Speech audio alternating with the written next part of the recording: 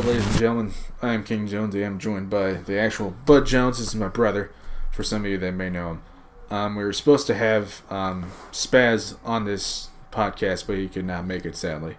So, right now we're going to be talking about, for the topic of this podcast, is wrestling.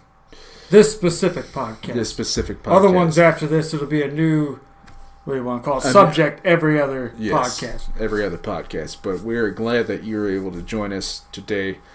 For the topic of wrestling, we're just going to be talking about basically the greatest matches of all time. The golden years of wrestling, the 90s to the 2000s-ish. It depends on what you're looking at, because for us, that's what we grew up on. From like 97 to 2005. Because I think after 2005, you kind of stopped watching. Yeah, after 2005, it kind of went to... The Attitude Era was all but gone by 2005. Right, and that's when John Cena came in. It ruined wrestling, essentially. Essentially, yes. Later on down the road he did, but everything else... The word life fucking ruined it for me. I don't know. Right.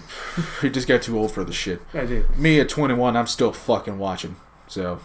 Me at 27, I stopped watching about 10 years ago. Yeah, so the first subject, is that what you would call it? Like the first subject of topic, something We're like that. We're fucking stupid, people. Give us some time.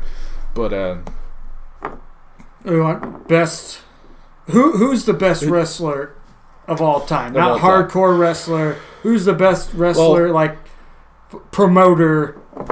You know, the best shit talker of all time. Right, and we're not gonna just talk about WWE. We're gonna be talking about WCW. Yes, WCW. People who wrestled WCW, NWA back in the day. I mean, as far back as NWA, but obviously people who made it into the 90s. 90s and 2000s. Like Flair wasn't originally in WCW. He was all around. You know, and NWA and All American League Wrestling, and which is probably between him and Steamboat, you cannot put a thumb down on them, because their matches were out of this fucking world. You know, it's surprising that neither one of them have. They're both alive till maybe Steamboat's still alive? Steamboat was just on Raw not too long ago. That's insane. You want to know what's funny? Because they're celebrating Ric Flair's fucking 70-something birthday. That's insane. Ric Flair's made it that long with the amount of alcohol and cocaine he did in the 80s and the 90s. Yeah, but sadly at this moment of recording, he had a health scare, which is I don't think you've heard it yet, but he had one alcoholic drink from what I read on an article, which is probably not true. But, almost, I don't know, like a week or something like that after that, he went to he's still in the hospital, so, which is upsetting. And we might, by the time this podcast is probably released, he either is out of the hospital or something else. Or fucking dead. Hopefully not. No, just kidding. Yeah, they did have some of the best matches. Yes, they did. Steamboat and Flair. Like I was saying, it's surprised that either one of them made it this long, because they used to chop each other for like 5 minutes straight, to where you thought their heart was going to stop during the match. Like, they made it this far, and they used to beat the living piss out of each other. Oh, yeah. It was insane. Their chests would end up like cherry red, almost looked like they were bleeding from the chest. Oh, yeah. Slap each other so damn hard. And I know I've done that before with other people that I used to be friends with, and that fucking hurts. That's no joke. That shit hurts. Mm-mm. You wake up the next day and you feel like you got a 50-pound fucking weight on your chest. It's not good. Like your fucking chest just expands and fucking bloats like you're fucking halfway dead or some shit. What the hell? It hurts. You wake up, your chest hurts, everything's inflamed. Anyways. You feel like you're ready to die. Yeah. And the best wrestler, and we was talking about Steamboat and Ric Flair, because personally me, as far as someone, the best at promoting themselves and their brand, Ric Flair's second to nobody. Oh, yeah. He's probably the best in the world with all the, like Hogan had his claim to fame with like the hulking up and, you know, just the attitude that he had. But Flair was way before Hogan and way ahead of his time because Flair, he did all the one-liners that he did, the fact that he could sell any match better than anybody. Right. He'd sit there. Flair was the only guy that would sit there and like literally scream and beg for mercy during a match. and nobody else was doing it at the time. No. It's just he's one of them wrestlers that either you love him. It's only two kinds of people when it comes to Ric Flair. You love the guy or you fucking hate him. Yeah. And I like him. I think he's the best. But yeah, Ric Flair has been probably the top fucking wrestler in the entire world for the past 40 years. And I don't think nobody will be able to fucking top him. No. Maybe, and I know that Cena's already tied the fucking world record, or world championship titles 16 times. Woo! 16 times! But yeah.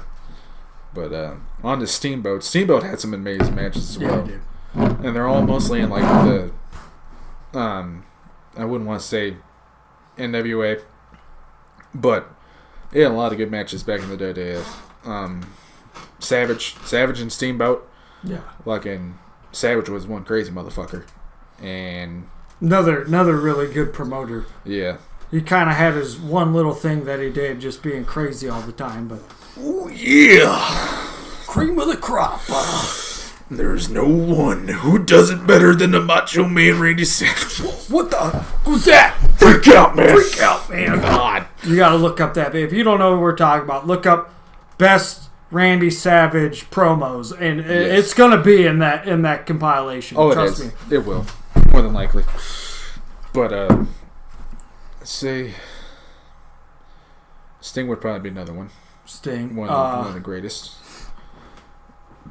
So Mankind, because Mankind should have never really been a wrestler. Like if you look at the wrestlers of the 1980s or 1990s, they were all beefcakes, and then here comes fucking Mankind or Cactus Jack or Dude Love, this fucking guy who's 260 some pounds, doesn't have a muscle on his body, but yet could get like every fan behind him and has the most insane fucking match. He's doing stuff that people 300 pounds of pure muscle wouldn't fucking do. You couldn't get someone like Hogan to fall off a cage from 20 feet, get up and do the rest of the fucking match, and not only do the rest, but make the rest of the match historical. Yeah. Fucking King of the Ring 98 when he fucking got himself flung off the fucking Hell in a Cell. Was it King of the Ring? I thought it was King of the Ring. Maybe it was, King of the Ring. And then was that the same one where he fell off the fucking, where he had his tooth hanging out of his nose? That's all the same fucking match, dude. That was a really good match. He fell down fucking twice. And when the second time he fell down, after he fucking took the bump off the fucking table, he had the chair up there ready to fucking smack Undertaker in the head. And when Undertaker did the fucking choke slam, the chair came down on his fucking face. And that's what busted the fucking tooth out and fucking knocked it into his fucking nose. And that's which is a fucking hardcore photo if you see it. Oh, it's gruesome. The weird fucking smile he's got on his face with the fucking tooth hanging out of his nose. And his half fucking gone, his ear's completely gone. Oh yeah, sheared his ear off. Yeah. That guy's as hardcore as it gets. Comes out with a goddamn bat wrapped in barbed wire. You know he's ready to fuck some shit up. He's ready to fuck somebody up. Yep. But, speaking of other hardcore legends, probably Terry Funk. Yes. As far as hardcore legends go, Terry Funk's about as good as they get. With him and later on in Terry Funk's career, he kind of mentored Tommy Dreamer in ECW. They had some of the best fucking matches. Oh my god. Terry Funk, he was what match? It was on Raw. It was after ECW and everything was done. Yep. And he was in some kind of hardcore match, TLC, where he does what we were showing Liam the other day?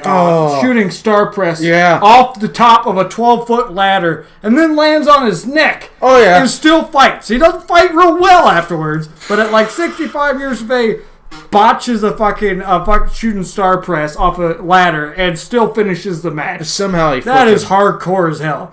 I couldn't jump off a 12-foot ladder, land on my legs, and finish the goddamn match. You'd be fucking hurt. Yeah, I would be out. Yeah, of course, they don't pay me. They wouldn't be able to pay me. Nobody's going to pay you. Because there's nobody there to fucking watch. Well, people right now that are watching, they ain't going to pay. They might laugh a little bit. Do you want this man to... Do you want to see this man jump off a fucking ladder? I got chicken legs. They wouldn't stand up to a 12-foot fall.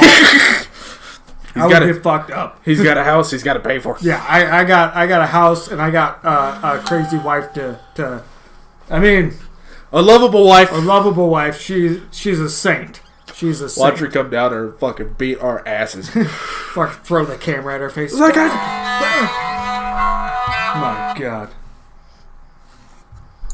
What is that, Coldplay? For some reason I can't explain. I know somebody will call me. That's a good song. It is a good song. Coldplay kind of sucks. They're kind of girl music, but anyways, wrestling. It's not wrestling. It's wrestling. We're just wrestling. Is that how Ted Turner used to pronounce it? Wrestling? Yeah. Well, Ted Turner's from the South, ain't he? Yeah, he's the one who bought out Jim Crockett for fucking. That's way past the 90s. That's like 80s. Yeah. Late 80s. Because that's when he picked up WCW. It was in the 80s? Yeah. Really? Yeah. I didn't think it was that. I thought it was sooner, or like in the 90s, but... Well, I think when he bought Jim Crockett, he just kept on going what Crockett was doing. Right. You know, and, like, televised events and shit like that. Well, like, whatever fucking ever... I can't even talk. Like, what every other promoter does. Right. Besides McMahon, because he already had shit going. Oh, yeah. He had fucking Tuesday Night Titans and fucking This Afternoon in Texas or some shit. Or no, that was... Was that McMahon's? No, that was Gagne. That was Gagne's thing. Gagne Wrestling, yeah. Yeah. But, yeah, when fucking Ted Turner bought out Jim Crockett, that's when the game really changed. Because Turner wanted to get into wrestling. And when he did it right. And with having this big ass roster you got, you have so many, and you have a lot of fucking famous wrestlers on there too. You had Sting, you had Flair, you had Steamboat, you had fucking all of which were at the top of their game. Oh yeah, this wasn't old fucking Steamboat Flair. This is prime. Yeah, this is prime time. Limousine riding, jet flying, kiss stealing, wheeling dealing. Son of a gun. Son of a gun. I'm gonna take that right. I'm gonna go to Disneyland. I'm gonna fucking get on Space Mountain, baby. Woo! Space Mountain promo was probably the best one he ever did. Who's another great from the night? You said there's Mankind. There's Sting. Sting. Sabu.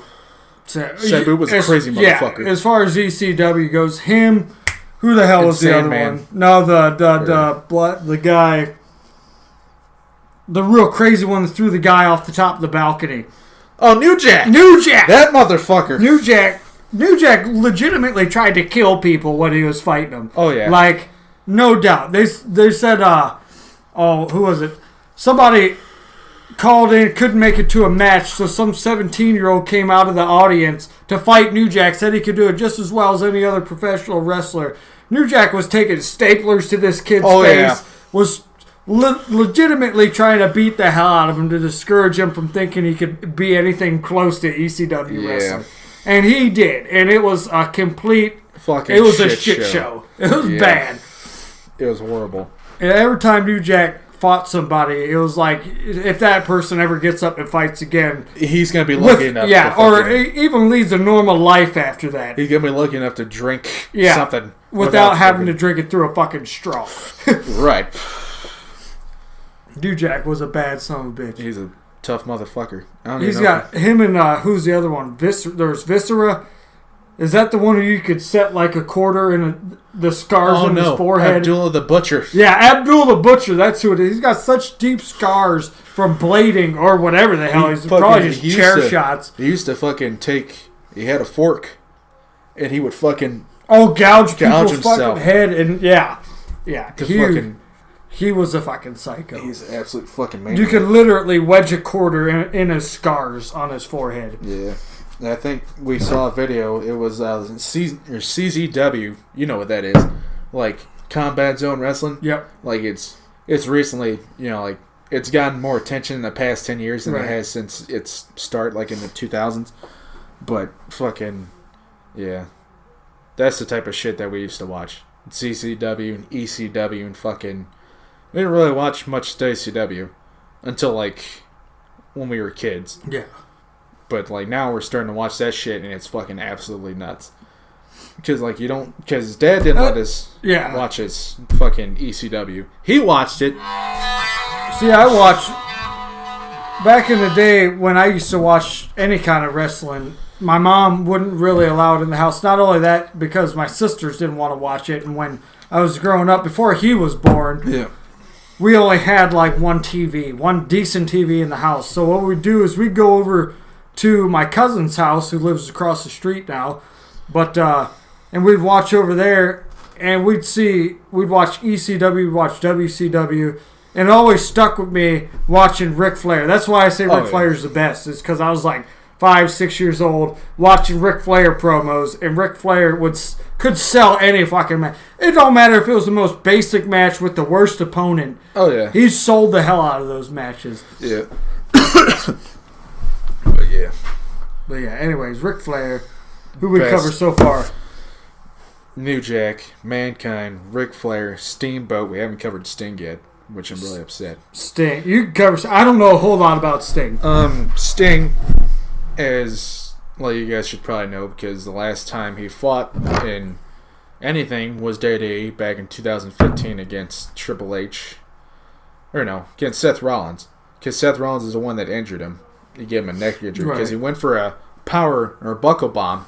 You know, you go from one buckle to the next, and fucking Sting landed on it wrong and fucking gave himself whiplash and hurt his neck, and he hasn't been able to wrestle since, sadly. But Sting, ultimately, to me, is the greatest fucking wrestler to ever live, because he had a fucking tremendous run in TNA with the Main Event Mafia, and when fucking he came to WWE, which is absolutely fucking nuts for 2014, because this was 13 years after fucking WCW went under. Because Vince tried to fucking get his contract when it was up to see if he wanted to come to WWE. Stinger said, "Fuck you." And he was out of the game for like he'd do independent shit, you know, not televised stuff like indies and shit. But when, I think it was like 2004, 2005, when TNA was really starting to kick off, because it was TNA, because there's no ECW and there was only WWE at that time. And when he came along to TNA, that's when shit fucking changed for him. Because he was no longer fucking underneath Hogan at that time. He was no longer underneath fucking Bischoff. I think this was when it was like right after Russo left TNA, because he fucked up TNA. Yeah, he fucked up almost everything he touched. Yeah, because wasn't he the last remaining like manager of WCW before it went over? Yeah, he was, and completely. There's conspiracy theory, and we was talking about maybe doing some conspiracy theory subjects later on next couple podcasts. But there's a lot of conspiracy theories along with Vince Russo completely burying WCW. Vince McMahon hiring Russo, is it Russo, right? Russo to bury WCW, which would have been an opponent of WWE or WWF at the time. Yeah, because fucking Russo was the one that fucking created the Attitude Era. Oh, yeah. He's the one that threw that out there, I think, from what I heard. They can't really fact check shit right now. Right. But that's what I heard. And to hear that, it makes more sense as to why WCW went downhill. But then again, Bischoff also fucked up WCW. Yeah. Because he was paying fucking Nash, Hall, and Hogan so fucking much, and he gave them all creative. Which means creative control. Which a bunch of coked up wrestlers probably shouldn't be in control of. Fuck no. Millions of people are going to be fucking watching. You know. Right. And that's because their egos got in the fucking way, and they caused so much trouble behind the scenes, you know, fucking wrestling politics and whatnot. And there was always that talk that fucking Hall, Nash, and fucking Hogan were the ones that were running the fucking show until the very end. Yeah. Which is very true. Because... The hell is that? It's a demon. I think it's Reptar up there or something. Calm down there, boy. Shut up, Reptar. Anyway, you wouldn't want a bunch of coked up, roided up wrestlers running the fucking show as far as creative control goes. Fuck no. That's one thing, because Vince McMahon has always been almost in full control of everything as far as wrestling in the WWE. Oh, he's been in control since the fucking mid-'80s when he bought it from his dad. Yeah, and as far as even like character building or character assignment, like where they actually give the wrestlers certain, what do you want to call it, like characters to like portray. He does it. He does it all. Yeah. You might be able to like suggest something to him. And then he might take it. And then he'll approve it, but you ain't going to do your own fucking thing without Vince telling you otherwise. I think the last time Vince let somebody have creative control over their character is Matt Hardy, because when the Hardy Boys came back, that was like 3 years ago at WrestleMania. You were there. Yeah. Yeah, we were there fucking over at Mom and Dad's house. They were old, too, when they came looked back. old. I mean, Jeff didn't look bad. Jeff was still looked like Jeff, but goddamn Matt Hardy looked like he'd been hit by a fucking train. He looked like he got plumped up a little bit. Yeah, have you ever seen movie Poltergeist? The mom at the next day after all the shit goes down, she's got the giant gray streak. That's what Matt Hardy looked like. That's what he went for. His fucking nuts. Oh my god, he looked like a... I failed to say it. He looked like aged crackhead. But... Right. But yeah. With all the shit fucking Matt Hardy's been through as far as his matches and the injuries and shit. It's amazing God bless him. Yeah, it's amazing that he can still... And he's still wrestling, dude. That's insane. And they were... To think about it, they haven't really been keeping up on the fucking... DVDs a lot as they used to.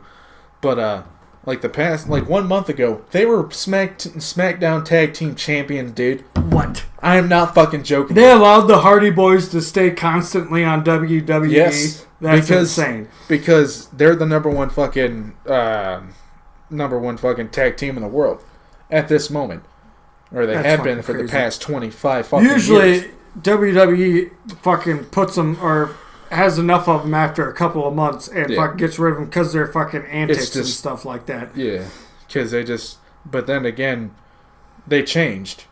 Jeff changed because he got clean, and Matt got clean within like the past... Don't they have a new gimmick now? What is their gimmick nowadays? It was the gimmick that they brought back about like a year after they came back to WWE.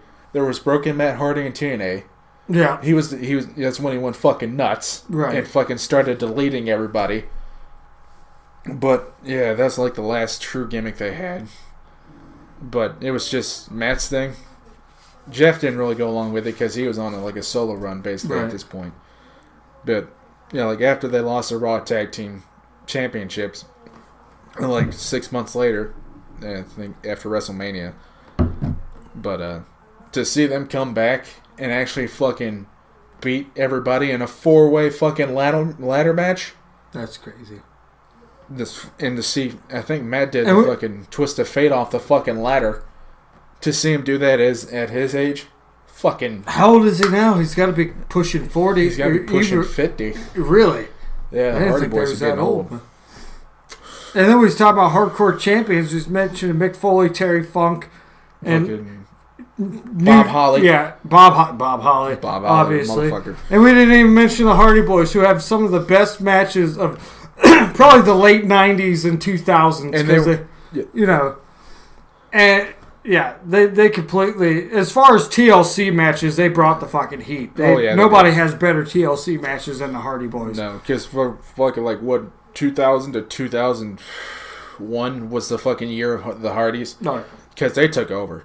They took over the fucking wrestling scene. Because from like 97 to 2000, nobody really, because they weren't doing that crazy shit. Well, they weren't getting their fucking turn as far as, the main events and stuff like that. But once the 2000s came, that's when shit picked up. Well, that's when they were trying to pick up viewership as well, because they were kind of dropping off. Wrestling in the 90s was fucking huge. Oh, yeah. Everybody, it wasn't as hardcore in the 90s. It really wasn't. It wasn't until the viewership started going down, because essentially once ECW, or not ECW, but like WCW and ECW started calming down, WWE started picking up, and a lot of fans stopped watching when WWE. Yeah. When it was all WWE. So they were trying to fight to get those fans back. So they brought up the Hardy Boys. They gave Mankind a shit ton of airtime because of his hardcore ways. And they give fucking, when the Dudley Boys came, that's when fucking shit blew up.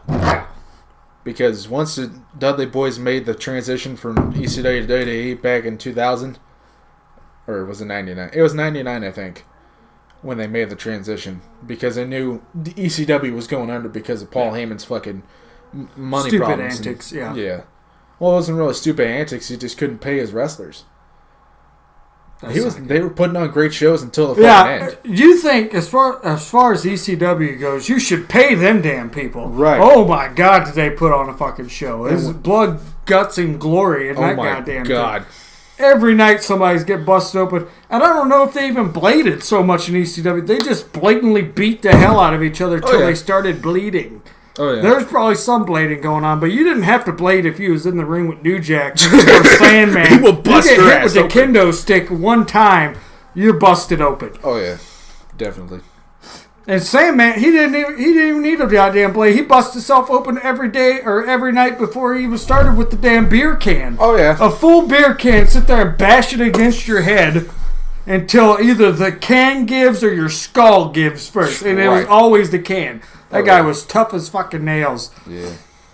He's going to end up like Ali 10 years from now, just fucking shaking. He's already... I can't remember. You've seen Deadliest Catch, right? You know Sig Hansen? Yep. The captain. That's who he looks like now. He looks exactly like Sig Hansen. It's fucking ridiculous. I would put Sig Hansen against that motherfucker any day. Yeah. Sig Hansen looks like he kicks somebody's ass. Sig Hansen, a captain that's been fucking a captain for like 40 years. Or some shit. Looks like Sandman. It looks like his brother. I wonder if anybody's ever said that to him. If so, he probably has no idea who Sandman is. Oh, I'm sure he spent does. all of the 90s in a ship. I don't know. He might not have. Maybe. He might have been a crew hand in the 90s. I don't know. He was a captain in the 90s. He's been captain since like the 80s.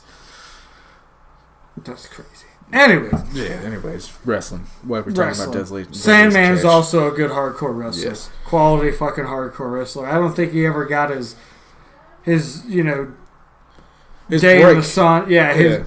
He's definitely worth more than what ECW fucking made him out to be. Yeah, and that's why he left. Yeah, and he should have, because a lot of the light was stolen, especially in like ECW was stolen by like fucking. When Dudley Boys were in ECW. Yeah. Yeah. But when they brought it back in early 2005 for One Night Stand. Which was shit. They should have brought it back permanently. Yeah. And probably for insurance purposes, they probably couldn't have, because the shit that they were doing then would have cost a fucking fortune to insure them people. That's why they only did it one fucking night. That was crazy. And they shouldn't have put Rob Van Dam at the front of fucking ECW. And Rob Van Dam did a lot of things for ECW, but he definitely wasn't the best wrestler in ECW by far. He was the most athletic. He was like he was a pretty boy in ECW is what he was. Like everybody else, ECW used to say, if you want to see a bunch of bodybuilders loving on each other, then turn to WWE or WWF. Go watch Monday nights. Yeah, they were complete like average Joes beating the holy piss out of one another. Oh, yeah. ECW was full of people that looked like me and looked like him. Yeah. Not at all bodybuilders. Not at all even like in decent shape. But they put on a hell of a show because they were willing to do things that nobody else was doing at the time. And impossible to fucking insure. Them guys... You didn't know if somebody was breaking their fucking neck that night. You don't know if nobody was going to fucking die that night. At least a couple people went home injured, but... Thankfully, nobody fucking died. Amazing Sabu made it through ECW. Sabu did some crazy shit. Not as bad as fucking New Jack, but still some crazy shit. Yeah. Ladies and gentlemen, if you're liking this podcast so far, I didn't want you to do me a favor. Don't subscribe, okay? We're not asking you guys to subscribe at all. We just want you to enjoy this. Because currently it is 1 a.m., and I have to be up in the next 3 hours.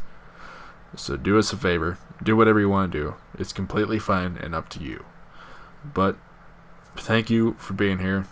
We put in a lot of time into this. We're going to be doing more. So stay with us. Thank you guys for watching. And let's get back to the podcast. Edit that out, Steve. Do it.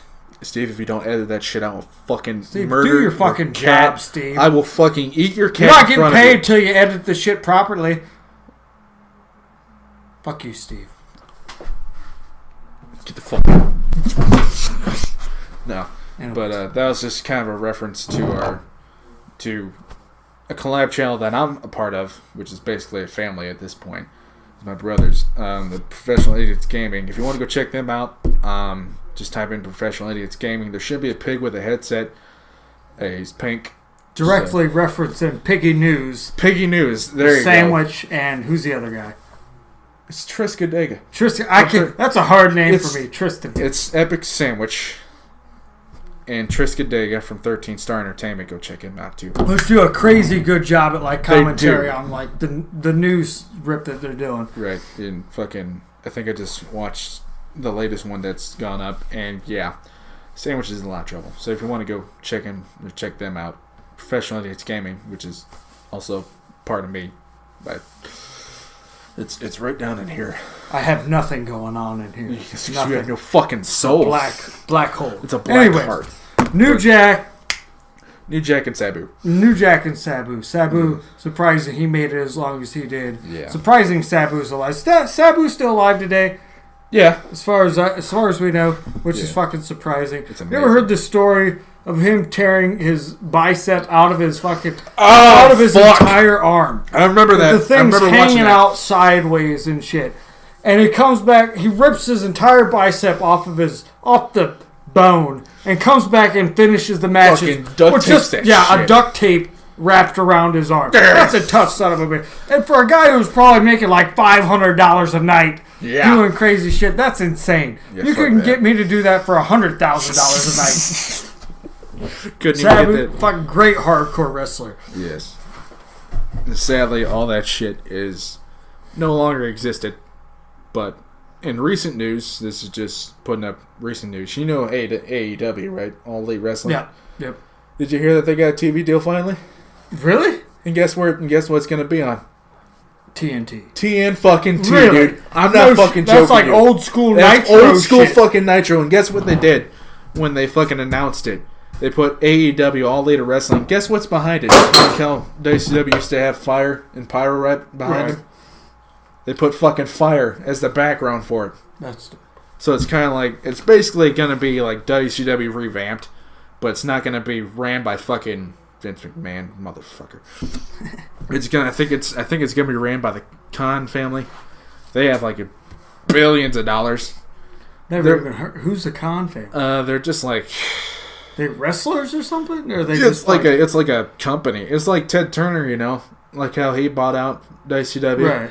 But AEW is going to be paying them to put their product on their television show for God knows how long, because it took a lot of convincing for TNT to accept that. Well, yeah, to accept an offer. Essentially, WWE's cornered the market on any form of wrestling, and fucking TNT fucking realized that, you know, maybe we can do this right. Because after Warner Brothers, or I think it was AOL, Warner Brothers, or Warner Time, bought WCW. That's what caused it to go out of business, because they pulled the plug on it, because they were still going to do it, and then they just pulled it. Right. So hopefully AEW does something right and gives us some shit to watch. Besides, that's like, isn't or maybe a lot of the wrestlers from AEW. Aren't they the ones on like the oh my god moves on like YouTube where they do the crazy shit? Some crazy shit. Like where it looks like someone's breaking their neck every time they fling them or throw them. Like fucking ROH shit and fucking New Japan shit. New Japan, that's real good wrestling. Oh yeah. That's crazy good shit. Right. And it's about time somebody like opposes WWE, because WWE's kind of getting complacent in the way they have their matches. There's nothing special going on in WWE. It's all like regular matches. This guy versus this guy. Shit. In the heart of the Attitude Era, it was like Hell in the Cell, Elimination Chamber, TLC matches, ladder matches. It was something different going on every night. Now it's like a square ring, two guys fighting each other for 3 minutes until somebody else comes out and fucking beats their ass. Most of the time, it's talking shit. Yeah. 80% of the WWE is talking shit to one another. And then maybe a little bit of wrestling. 10% of it's wrestling, and then fucking 10% of it's fucking commercial breaks. Yeah. Fix that shit. At least 10%. At least fucking 10%. Please. The fucking commercial industry is ridiculous. That's what's causing your fucking downfall right there, is that your commercialism. Because they've been fucking a public company for like the past 15 years, I want to say, since like 2004. That's when like the Attitude Era pretty much officially, like the good shit pretty much died. ended, yeah. But like 2005 had a little bit left, and then 2006 was the last bit of it. Because John Cena came onto the fucking championship scene. That's when everything changed for the worst. That's what we think. Yeah. But we can't knock John Cena. Later John Cena, like in his not even later years, but like not his thug life years. But his prime was a years. legitimate good wrestler. Yeah. I mean, as far as promos goes, but he had to take the thug life and the rapper thing seriously for the first couple of years, and that was fucking dreadful. It was okay. I didn't like it. I liked it because it was you don't see that often in wrestling. You don't see besides ICP when they fucking got on to wrestling. Was that ECW or was that WWE? That was WCW. Really? Or WWE the first time that they went to WCW because they were on tour at that time with fucking, I think it was the 5th or the final Joker card album. Right. Or yeah, because Malenko was number 4. The Great Malenko. The Great Malenko was number 4. Dean Malenko was also a wait a minute. The Great Malenko is the 4th album. Dean Malenko was part of the 4 Horsemen. That's another conspiracy theory. Let's talk about conspiracies. Yeah, but but ICP when they came in, when Day first contacted them, and I watched the No Jumper podcast on them, when they said that when WWE got a hold of them, they wanted them to do a theme song for the Oddities, one of like the more or less known fucking stables, because you had Gorga, the one who always wore the fucking luchador mask and the teddy, and the Eric Cartman fucking stuff. Eric Cartman. Yeah, you remember that shit? No. Tell me about Eric Cartman. Eric Cartman fucking plush toy. And he just walked around, and it was, who was underneath that? Earthquake. Earthquake was fucking Gorga. Earthquake, that was a weird looking wrestler. Somebody that probably should have never made it prime time, but yeah. That motherfucker always looked like he just got done taking a fresh shit. No. Now I think about it, it might have been Tugboat. Either it was Earthquake or Tugboat, I can't remember. But it was one of those two. And yeah, that's how ICP got into WWF. And then they told him, like, well, we can do this if you we'll do that if you can get us in. Right. To wrestling and whatnot. And they did. They signed a contract and everything. I think they were there for about like a good 6 months, and then it's like, this ain't working out because we got tour shit going on, and they completely understood that, they respected that, and then they went to this WCW because it was a less hectic schedule because it was always in one area, it was always in the South. Oh yeah. Because I think that they figured since they're gonna be doing a Southern tour, they would go on to WCW because I think WCW was based down in Atlanta. Or somewhere around that area. Because they're always in the fucking Georgia Dome. Yeah. Most of the times. And fucking that place was packed. Place was fucking packed. But and then they was like, no, we can't do this anymore. And then they went to WWF once again. And yeah. Which they weren't very good. They weren't that great. No, they were good celebrity fucking wrestlers. Yes. Like, who's that motherfucker back in the day? The Fridge. What team? From the fucking Bears. Yeah, from the Bears. It was like back in the 80s. Who's inducted into the Hall of Fame, by the way. Shit? The fucking Hall, probably because he's a celebrity, not because his wrestling. It was in the celebrity wing that he got into. Yeah. Did they have a celebrity wing of the Hall of Fame? Yeah. Tyson's in there too, ain't he? Yeah. Fucking Mike Tyson. Tyson's part of the fucking... Yeah. Because he was there not too long ago. Like 5 years ago or some shit. Yeah. I'm surprised ICP hasn't gotten in yet. That's really upsetting, you know? Because they're the ones that crossed in rap and fucking wrestling. Yeah. And then after that, John Cena came in and fucking kind of re-upped that just a tiny bit. Yeah, but he was like... He was a fucking... Garden variety, like, friendly boy fucking... Yeah. ICP was more... Like, hardcore. Yeah, hardcore, twisted, nasty fucking... And he was like... Your mom would be okay with, like, you listening to John Cena's fucking album. You know?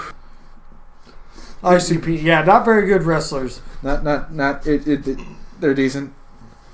And now that they got fucking JCW, Juggalo Championship Wrestling, I think they still have that. They got what? Yeah, Juggalo Championship Wrestling. What the hell? It's like a bunch of people it's on like face ECW. paint? Yeah, it's like, no. It's their version of, like, ECW. It's hardcore shit. Really? Like, it's so... Where the hell do you see that at? YouTube. So it's like they don't have a deal or nothing like that? No. They put on their own shows and shit because they can afford it because they have their own fucking record company, label. And, fucking Psychopathic Records. Yeah. They can afford that shit. It's not even a loss, you know. So it ain't like a bunch of clowns like beating the hell out of each other. It's a bunch of ICP fans beating the fucking piss out of each other. That's who you want to see beating each other because there's some hardcore fucking fans out there. Oh yeah. But yeah. Anyways, we talked about Sabu. We talked about Sandman, Sting, Funk, Flair, and Steamboat. Now let's get on to the more popular Attitude Era stars. I want to say Stone Cold Steve Austin. I was gonna we can get to that, but like the lesser, like the more like mid card, you know, underappreciated wrestlers, you know, like fucking Hardcore Holly's one. Hardcore Holly's never one. really got his he fucking deserved a lot of his shit that he didn't get.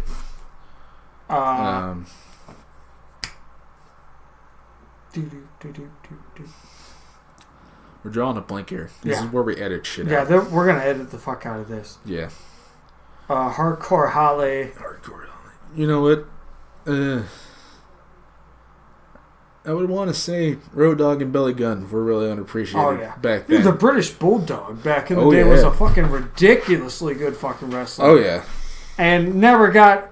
Shawn Michaels said, like, pound for pound, the Bulldog was the best wrestler he ever fought. Probably the best wrestler in the world. Right. Never got his turn in wrestling at all. Yeah, neither did fucking Owen Hart before he fucking died. No, Owen Hart died early, though. Oh, yeah, and he was forever shadowed by Bret Hart. Yeah. There's no way he's going to outdo the Hitman Hart, which we haven't even talked about yet. Yeah. Bret the Hitman Hart was like, before the Attitude Era, he was like pre-Attitude Era, but he embodied everything about the Attitude Era. He's the one that fucking started the fucking Attitude Era. Absolutely. No other guy could pull off Pink like Bret the Hitman Hart. Fuck no. That guy was complete badass. Oh, yeah. And you know damn well he couldn't see through them goddamn sunglasses. That guy was blind as a bat with them, like the Macho Man with his weird-ass sunglasses. Yeah. Well, yeah, Bret the Hitman Hart obviously got his turn, but we're talking about, like, underrated wrestlers. So, Owen Hart, would be one of them, because he was shadowed by Bret. Hardcore Holly. X-Pac. X-Pac. Well, he was 1-2-3 kid. He was the one that beat fucking Razor Ramon on fucking Raw. That fucking started an uproar. Really? Yeah, because people were pissed off because he was a jobber at that point. He was a jobber starting out then. Right. And he beat him at the fucking... Guess what? He beat him at the Manhattan Center. The place that they would always film Raw every fucking week. And that's when Raw started to grow. You know. Not until, like, I think it started out in 92, and I think it was, like, 94 when Raw started to pick up a lot of the slack that they had. Because they're losing fucking Savage, fucking Hall at that point. They did lose him. Because it was, like, 94, 95 when Nash and Hall left. And that's when it started falling apart. Yeah. And not quite as bad, but that's when it started falling apart for him. Not as bad as today. But, not nearly as bad as today. Shit. But no. But yeah. Sick. I kind of... Dude, Billy Kidman. Who did he wrestle for? Was that WCW? Billy Kidman was a really good wrestler. Oh. Obviously never got his turn. I don't know. I think he had knee problems. Yeah. As far as, like, you know, later on in his wrestling career. But he was a really good one. Oh, yeah. He was also obviously really good at, like, the Attitude Era. He would have been prime time for the Attitude Era. But, yeah, if he was in WWF, he would have been completely fine. Yeah. He probably would have got, like, teamed up with fucking, like... who else?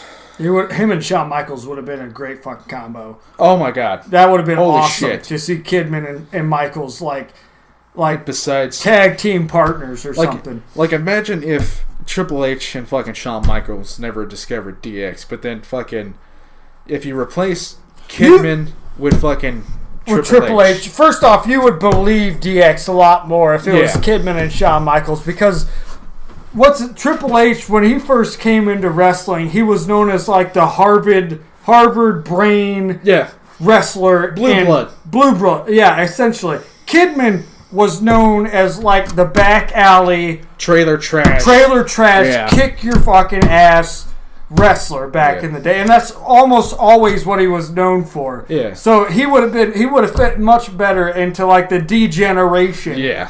X than Degenerates, fucking than Herschel Hunter Helmsley.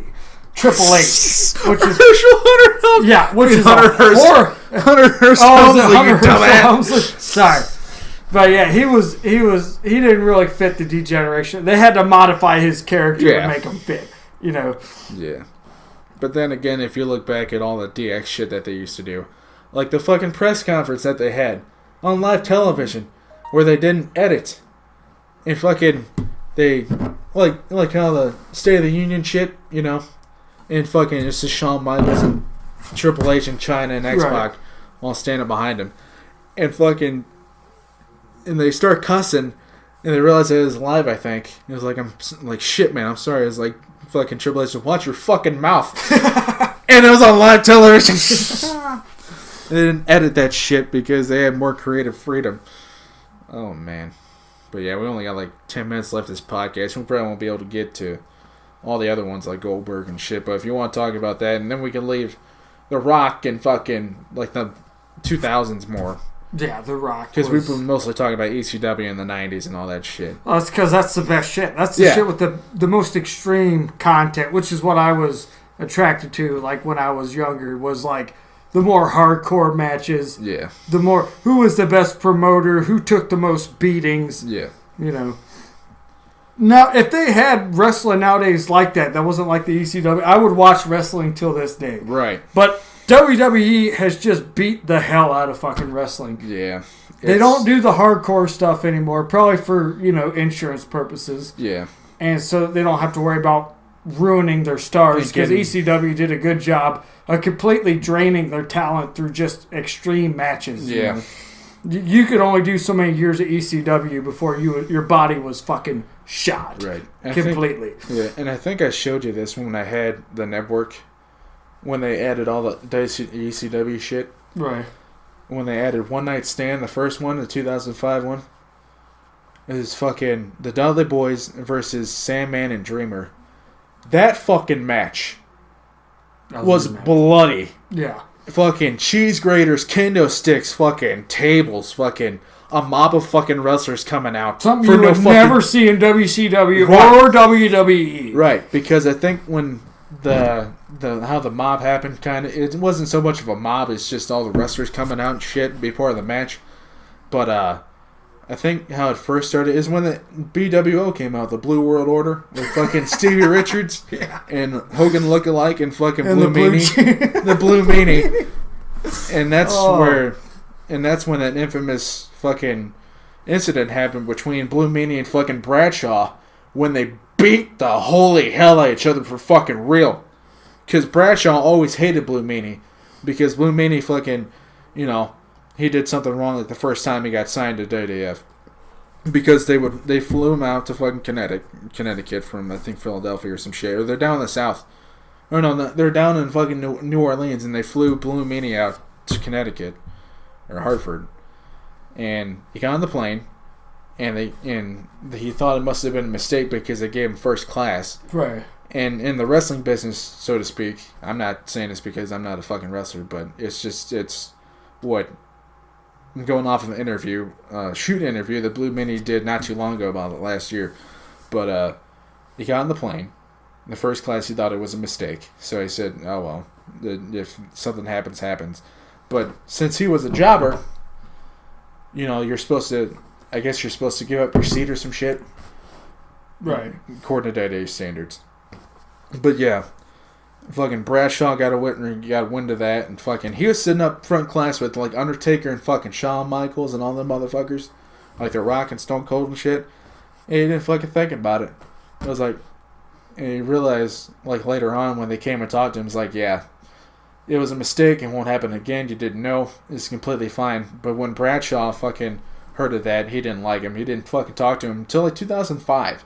When they brought him back because they were bringing back ECW, and it was on like a SmackDown or some shit, SmackDown taping, and fucking Bradshaw, left a note in his fucking locker room and said, "Come talk to me when you want to." And he thought he was gonna get his ass kicked, and he fucking went to go talk to Bradshaw, and he's like, let's go someplace private. He's like, okay, and he fucking, they kept going down the hall and fucking in the arena and whatnot because they have sections closed off and shit for like performers and shit, and they kept on going, and Blue Mini said like the walk took like 10 minutes to fucking get to that room, and he was thinking Bradshaw's gonna fucking whip my fucking ass, but yeah, and they didn't. They fucking came to an agreement, but like 2 3 months later, and fucking Bradshaw was still pissed off about something. Right. Because that was after his championship reign as day champion for like a year. And that's when they ended it. And I guess he was pissed off for some reason at somebody. And he took it out on Blue Meanie. Beat the shit out of him at fucking one night stand. Where they're all standing in the ring. It was ECW with Stone Cold. Because Stone Cold was all for fucking ECW back then. Yeah, because he was part of ECW. I didn't even know that. I thought like Stone Cold was straight WWF. No, because where Stone Cold got his start, he started in WCW. Yeah. As the wonderful, wasn't it the wonderful Steve Austin or something Hollywood like that? Blondes. Yeah, there you go. With crazy flying Brian motherfucking Pillman. Yeah. Which is, underrated. Wrestling. Yeah. As a speak. But he'll always be remembered as a crazy motherfucker. But yeah, that's where Stone Cold got his start. Got the Stone Cold gimmick start in ECW. Because he did some crazy shit. He did some fucked up shit for the little amount of time that he was there for like 6 months before he went to WWE and shit. But yeah, fucking like I said, it was ECW and Stone Cold, and fucking you remember how they had all the superstars up in the balcony and shit talking shit, and fucking Stone Cold's like, how about you sons of bitches come down here and fucking fight? And they did. And there's like 20 people in the ring. There's like 40 people in the fucking ring. Yeah. There's like 20 people up there, and then there's 20 ECW superstars or wrestlers down there. And they fucking come down and ready to fucking square off. And before they do that, they call out Eric Bischoff that was there because he was up there with them. Fucking Stone Cold calls him out and fucking tells them to get their ass down here. And they beat the shit out of Eric Bischoff. All the motherfuckers because they hated him. Yeah. Back then, Eric Bischoff was universally hated. Because this is like right before he got fired. The trial of Eric Bischoff on Monday Night Raw. Right. Where Vince was like, Eric Bischoff, you're fired. The most iconic fucking firing of all time. But yeah, they beat the shit out of him. And that's when that fucking Blue Meanie incident, or Blue Meanie fucking Bradshaw fucking fight happened. And if you go back and look at it, you can see fucking Blue Meanie covered in a fucking crimson mask, dude. Oh, yeah. And fucking Bradshaw's fists are just fucking blood red. It's bad. It's fucking horrible, but yeah. I figured that'd be a decent story to end this podcast on. So, Bud Jones, you got anything to add to that? Not really. Other than the fact that WWE has dropped the ball the last decade, 10 to 15 years. Yeah. And that All Elite Wrestling is gonna needs to happen. Needs to fucking happen. It will be, but they said that they're not gonna compete with WWE on like Monday nights. but they're going to Tuesday nights because So it's not Monday Night Raw. Yeah, they're facing. Well, SmackDown. first off, they're not. To start out, they're not going to beat WWE because WWE's been around for 25 years. I mean, like modern day WWF. Yeah, it's been around for like 20 years. 20-some years. So they're not going to compete, but they need to desperately at least shake up the game of wrestling. That's what they want to Because it's been so stagnant for the last 10 years. It's ridiculous. It's upsetting. Yeah. Because once they went to PG back in like late 2008, August 2008. Yeah. Because the last bloody match they had was between the feud of fucking Jericho and Michaels, where Michaels sent fucking Jericho flying through the Jeritron and fucking busted his face wide open. That was the last TV 14 storyline that they had. Right. Which is probably the best one that they've ever done. But yeah, they needs to start fixing their stuff. But they've completely complacent in the fact because they bought out or completely outrated within the last 30, 40 years all the other competing wrestling agencies. But yeah. So all Elite Wrestling, it needs to happen for sure. And they need to completely shake up the game. And don't just do what WWE's been doing for the last 15 years, which is just regular matches, nothing spicy, nothing bloody. Yeah. It needs to happen. Yeah. 100%. It's getting really, really stagnant with WWE. I can't even watch it anymore. Yeah.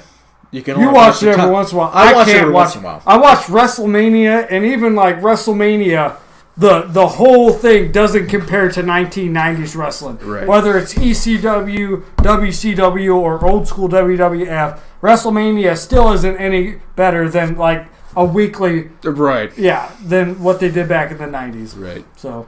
But stay tuned. 3, 2, 1. But ladies and gentlemen, that does it for us. This is King Jonesy signing off. This is my brother. Bud Jones. Bud Jones. Bud who? Bud Jones. Bud who? Bud Jones! Alright. But yeah, this is the Jones and 4 podcast. I'm glad hopefully you guys enjoyed this as much as we did because we love talking about any type of shit, But yeah, weekly basis. We'll have different stuff next week, the week after that. Yeah, every single bit of it's going to be different. Besides maybe next week because this might be a part 2 because we might have Spaz. And he'll have something to say he'll about definitely traditional have wrestling. Traditional wrestling and all the crazy matches that we're going to try to get to, but we just can't really fit into all this. But yeah, this is the end of the video. Stay tuned. Stay tuned. Bitch.